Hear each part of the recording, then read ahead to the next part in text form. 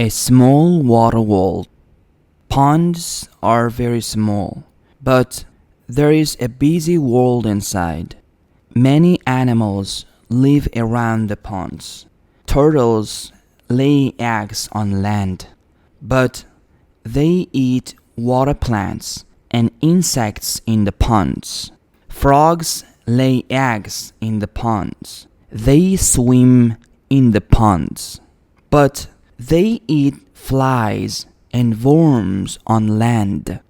Many animals live in the ponds too. Crayfish live at the bottom. They lay eggs in the ponds. They hunt small fish.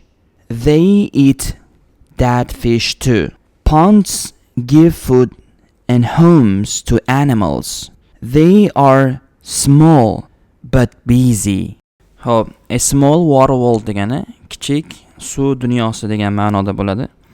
Ponds are very small. Yani pond degani bu ko'lmak degani. Odatda o'sha sun'iy ravishda yasalgan suv to'planmasi bo'lgan joyga pond deyiladi ingliz tilida. Pond, ko'lmakga to'g'ri keladi bizga ko'proq.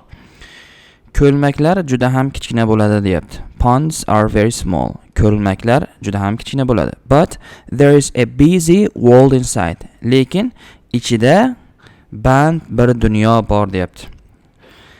Many animals live around the ponds. Ya'ni ko'p hayvonlar o'sha ko'lmaklar atrofida yashashadi. Many ko'p animals hayvonlar live yashamoq around atrofida the ponds ko'lmaklar. Turtles lay eggs on land. Turtle degani bu toshbaqa. Lay eggs degani bu tuxum qo'ymoq degani. On land quruqlikka. Xo'p, yoki yerga desa ham bo'ladi. Ya'ni o'sha toshbaqalar quruqlikka yoki yer yuzasiga, yer ustiga tuxumlar qo'yadi deyapti. But they eat water plants and insects in the ponds. Lekin ular, ya'ni ular deganda bu yerda o'sha toshbaqalar nazarda tutyapti. Ular o'sha ko'lmaklardagi suv o'simliklarini va hayvonlar, insekt degani hasharotlarni yeyishadi deyapti. Ya'ni toshbaqalarda aytyaptiki, lekin ular o'sha ko'lmaklardagi suv o'simliklarini va hasharotlarini yeyishadi, iste'mol qilishadi deyapti. Frogs lay eggs in the ponds. Qurbaqalar esa o'sha ko'lmaklarga tuxumlar qo'yishadi deyapti. Frog degani o'sha qurbaqa, lay eggs bu yerda ham o'sha tuxum qo'ymoq degan ma'noda. Qurbaqalar ko'lmaklarga tuxum qo'yishadi deyapti.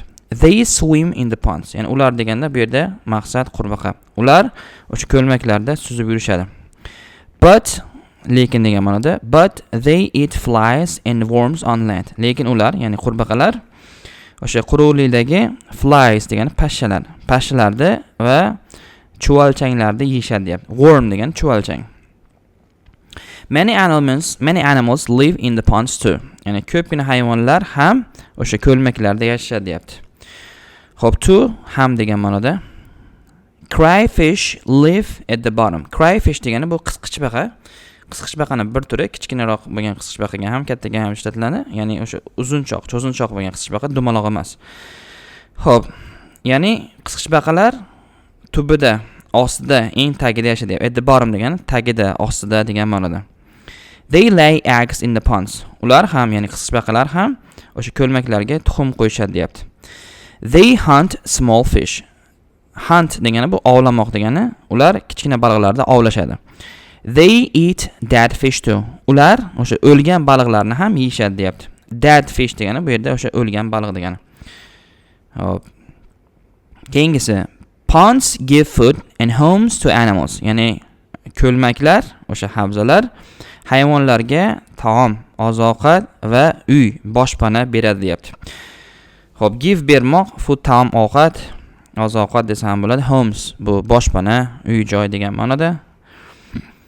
They are small but busy. Ular kichkina-ku, lekin band deb aytyapti. Small kichkina, but bu yerda ammo lekin biroq busy degani band degan ma'noda.